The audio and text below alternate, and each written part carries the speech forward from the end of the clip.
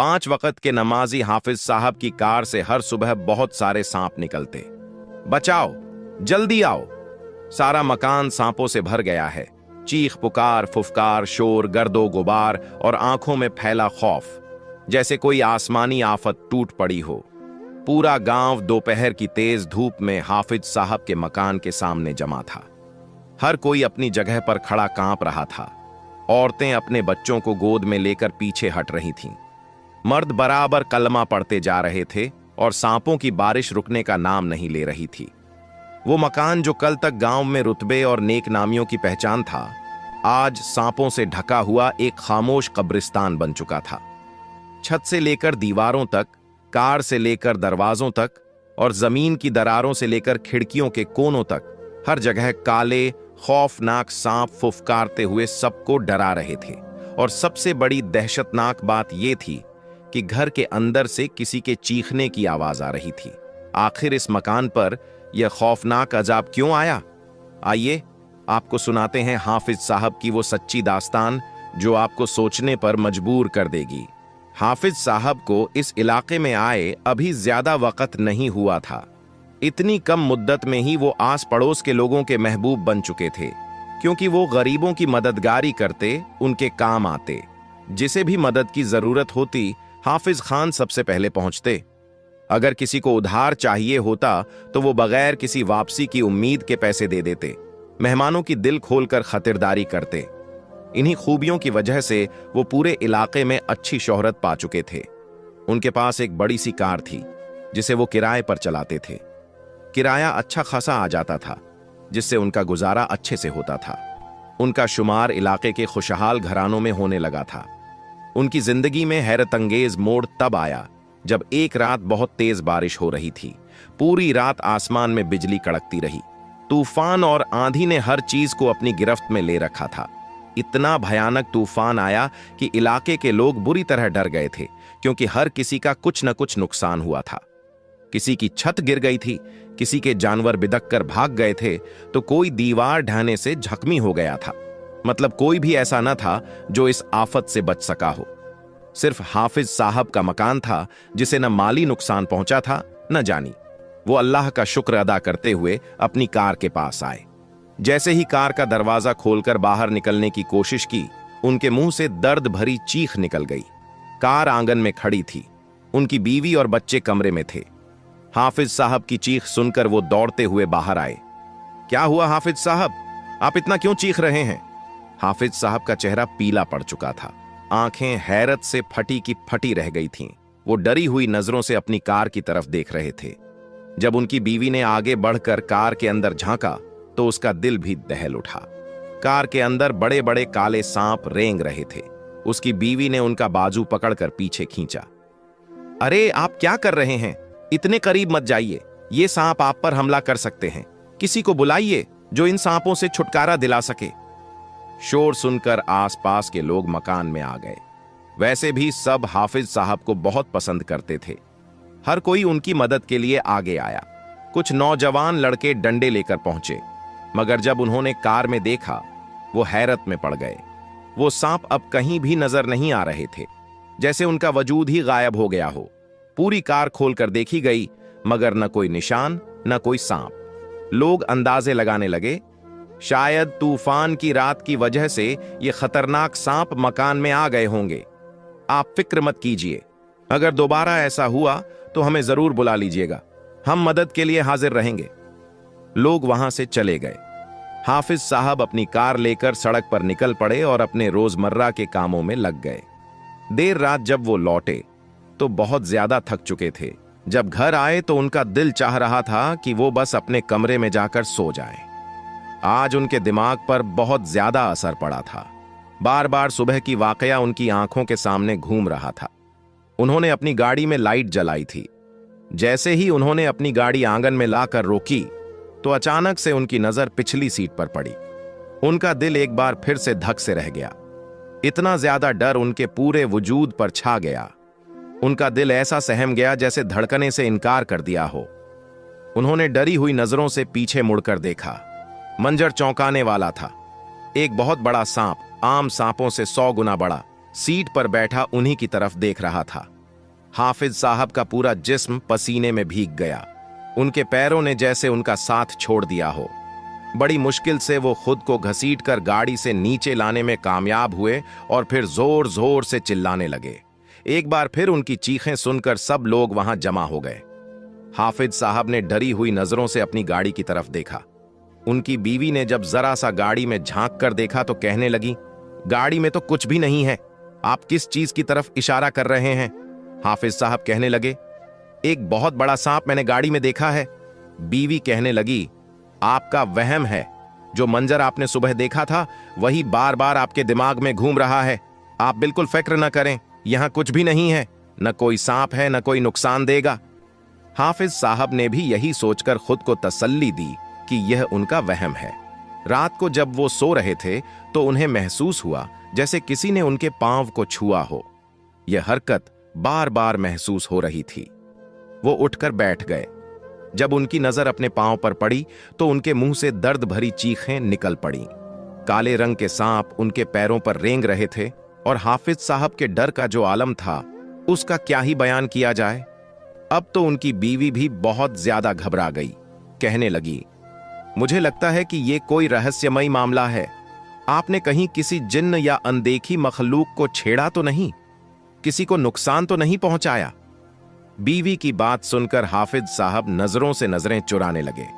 उन्हें बहुत कुछ याद आ गया था जिसे वो अपनी जुबान पर नहीं लाना चाहते थे।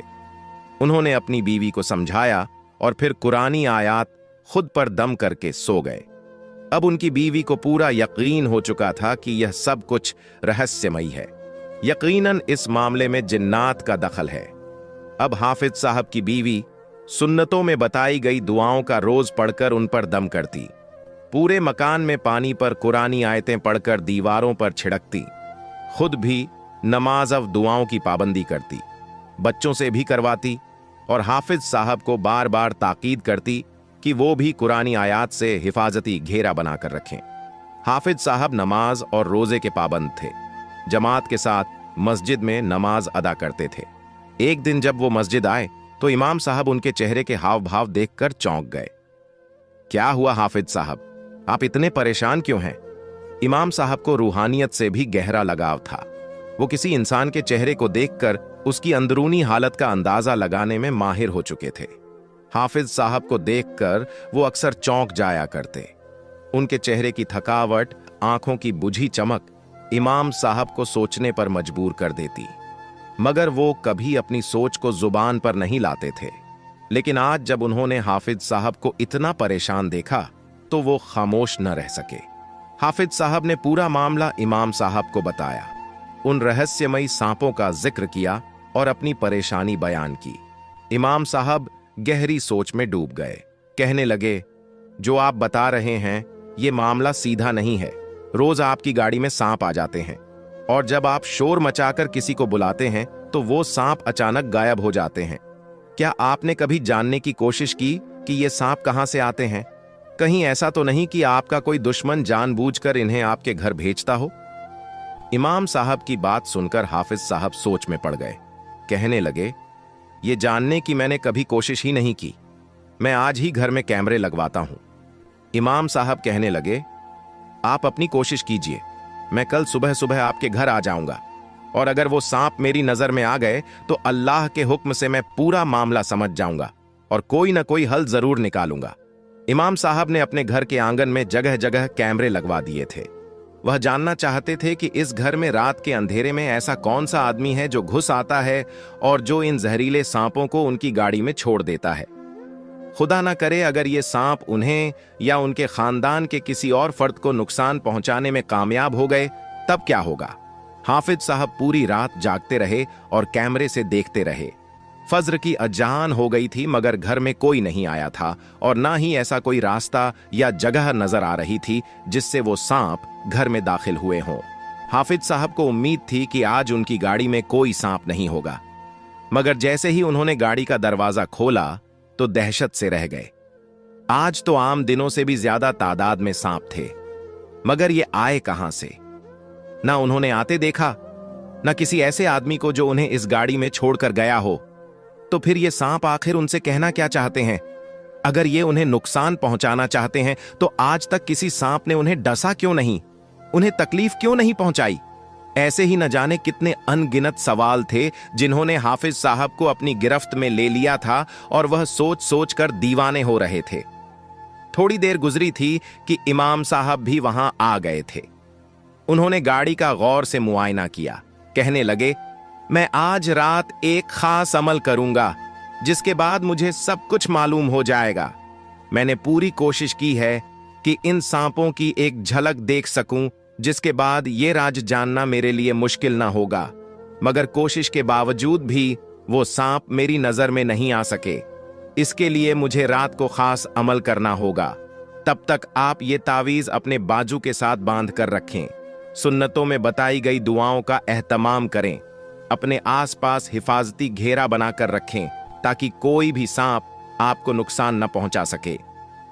हाफिज साहब को अब कुछ हौसला हुआ था कि इमाम साहब उनकी इस मुश्किल से निकलने में जरूर मदद करेंगे और उन्हें इस मसले का हल समझ आ जाएगा।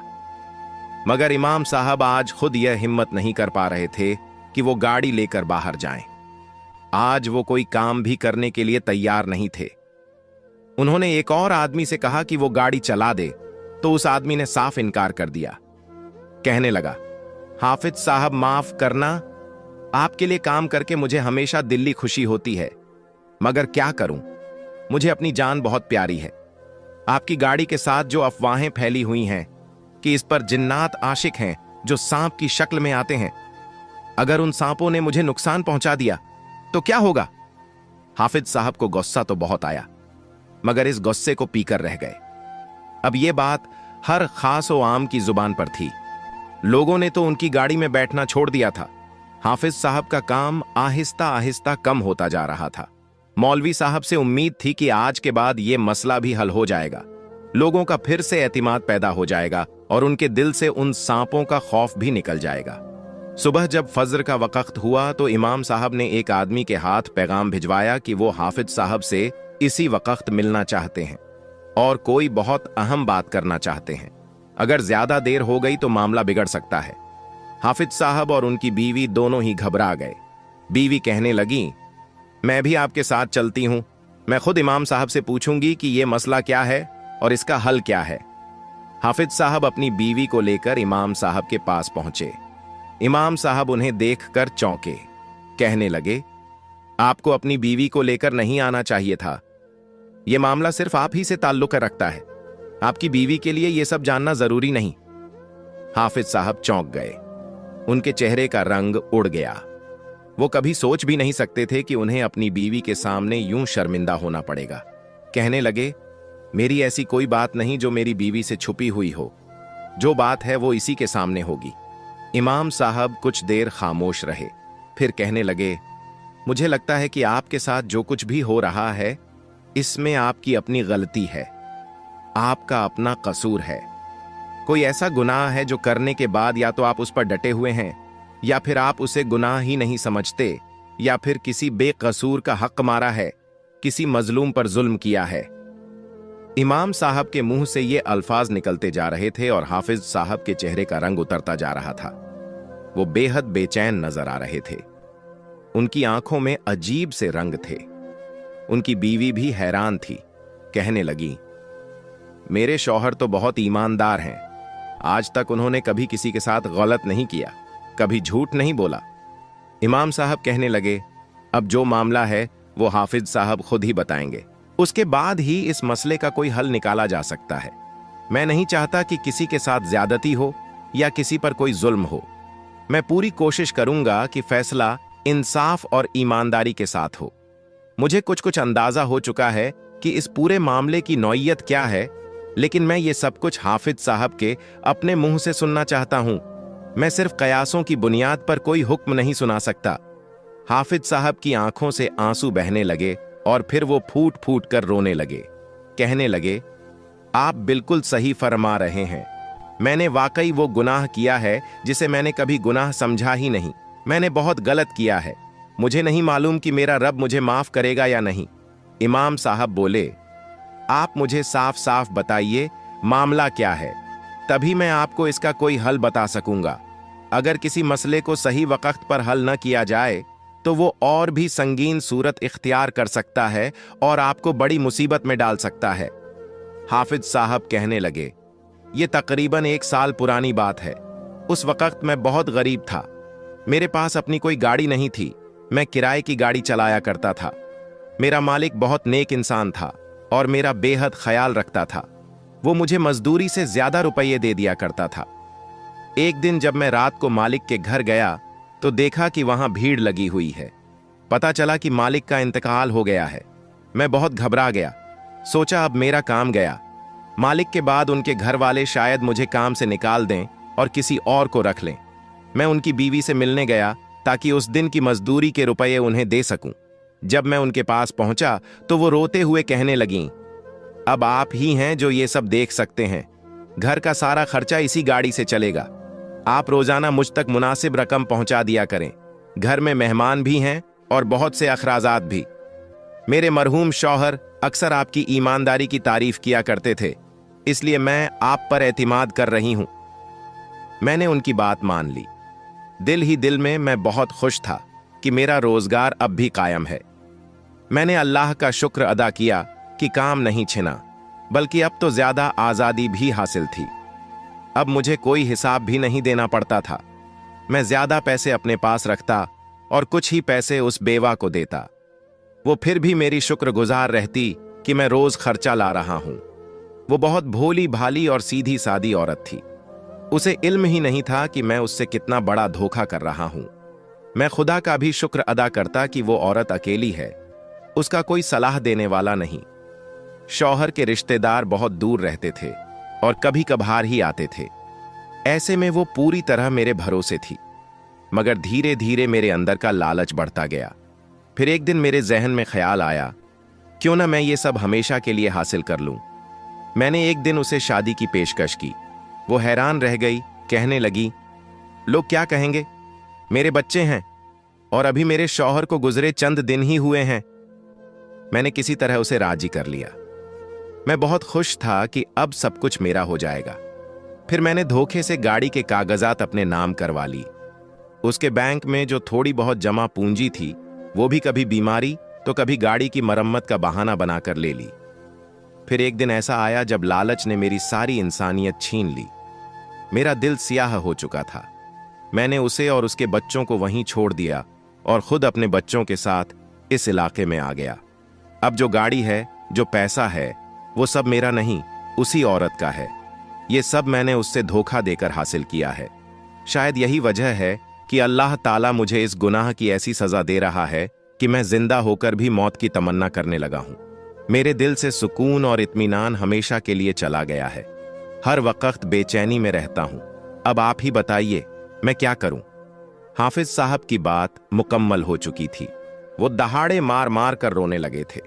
उनकी बीवी की आंखों में बेजारी नहीं, बल्कि बेयकीनी थी। टूटे हुए ख्वाबों की किरचें थीं। उसे अपने शौहर से बेहद मोहब्बत थी और उस पर बहुत एतबार भी, लेकिन शौहर ने उसका भरोसा तोड़ दिया था। इमाम साहब अफसोस से सर हिलाते हुए बोले, हाफिज साहब, आपने बहुत गलत किया है। आपने निकाह जैसे मुकद्दस बंधन को अपने मकसद के लिए इस्तेमाल किया और फिर अपनी ही बीवी को तन्हा छोड़ दिया। कभी पीछे मुड़कर यह भी नहीं देखा कि वो किस हाल में है, कैसे जी रही है, अपना और बच्चों का पेट कैसे पाल रही है। आपको ऐसा नहीं करना चाहिए था। हाफिज साहब फूट फूट कर रो रहे थे और बार बार अपने किए की माफी मांग रहे थे। इमाम साहब बोले, माफी हमसे नहीं, अपने रब से मांगिए और उस औरत से जिसे आपने दुख पहुंचाया है। हाफिज साहब बोले, मैं उससे माफी मांगने को तैयार हूं। मैं अपनी गलती की तलाफी करना चाहता हूं। उसकी गाड़ी, रुपया, पैसा सब लौटा दूंगा और खुद मेहनत मजदूरी करूंगा। इमाम साहब गहरी सोच में पड़ गए। फिर बोले, आपको अपनी दूसरी बीवी को भी उसका जायज हक़ देना होगा। अगर वो तैयार हो तो चलिए उससे बात करते हैं, माफी मांगिए। अल्लाह करे उसका दिल नरम हो जाए, वो आपको माफ कर दे और आपकी आजमाइश टल जाए। हाफिज साहब की पहली बीवी भी रोती जा रही थी। कहने लगी, मैं भी साथ चलूंगी। मैं खुद उसे मनाऊंगी। उससे कहूंगी कि हमारी जिंदगी से सुकून जा चुका है। खुदा के लिए मेरे शौहर को माफ कर दो। हमारे साथ इस घर में चलो, हम बहनों की तरह रहेंगे। उसी शाम हाफिज साहब, इमाम साहब और अपनी बीवी को लेकर दूसरी बीवी के घर पहुंचे। जब दरवाजे पर पहुंचे तो उनके पैर कांप रहे थे, हाथ उठाना ही भूल गए थे। जब दरवाजा खुला तो सामने वही औरत खड़ी थी, मगर अब बहुत कमजोर, चेहरे पर झुर्रियां, बाल सफेद। उसे देखकर औरत कहने लगी, आप जिंदा हैं? इतने साल कहां रहे? मैंने कितना इंतजार किया, कितनी रातें रोते हुए गुजारी, कितनी दुआएं की, लेकिन आप मेरी तरफ लौट कर कभी नहीं आए। अगर यही करना था तो मुझसे निकाह क्यों किया? वो बिलख बिलख कर रो रही थी। तभी पहली बीवी आगे बढ़ी और उसे गले लगा लिया। कहने लगी, बहन, हमें माफ कर दो, हम तुम्हें मनाने आए हैं, चलो हमारे साथ। आज से हम सब एक साथ रहेंगे। मेरे शौहर से गलती हो गई है, लेकिन अब उन्हें अपने किए का एहसास है। वो औरत बोली, तुम नहीं जानती कि मैंने कैसे साल गुजारे हैं।